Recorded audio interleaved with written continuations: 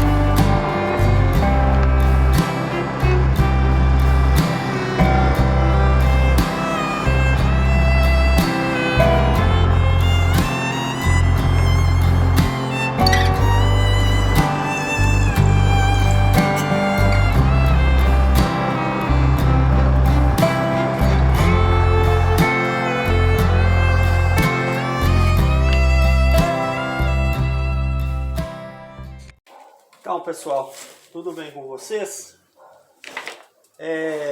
Eu cortei aqui um bocado de pecinha de madeira. Foram 1, 2, 3, 4, 5, 6, 7, 8, 9, 10, 11, 12. Deixa eu ver se eu tô certo. 2, 4, 6, 8, 9, 10, 11, 12. Então isso aqui, pessoal, as figuras geométricas. O arredondado. Temos aqui o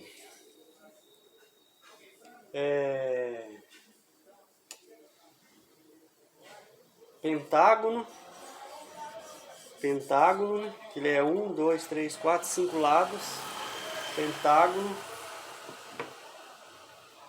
Temos aqui o trapézio, triângulo, losango, quadrado. E temos aqui, ó, o paralelogramo, que é esse aqui, ó, com esse formato. Aí o que nós vamos fazer? Veja bem como é que dá para brincar com isso aqui. Vou fazer umas peças decorativas. Eu vou estar montando aqui para vocês verem que legal que fica.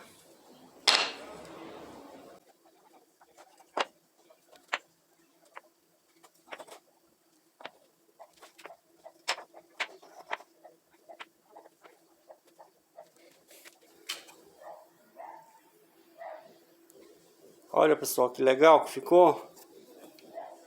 Fizemos uma palhacinha, né? Ou uma boneca, né? Do jeito que vocês quiserem chamar ela aí. Então agora eu vou estar montando ela. Deixar ela prontinha para vocês verem como que é que ficou, tá bom? Então aqui, pessoal, para mim estar montando, eu vou utilizar aqui palito de churrasco, tá?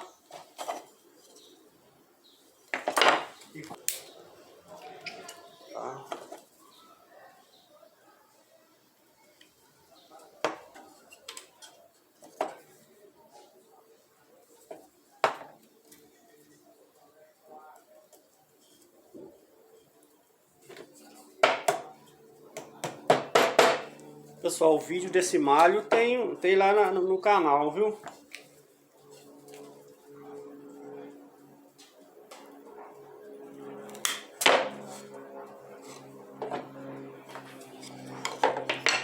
Super fácil de montar, pessoal, olha, ó. Tá vendo?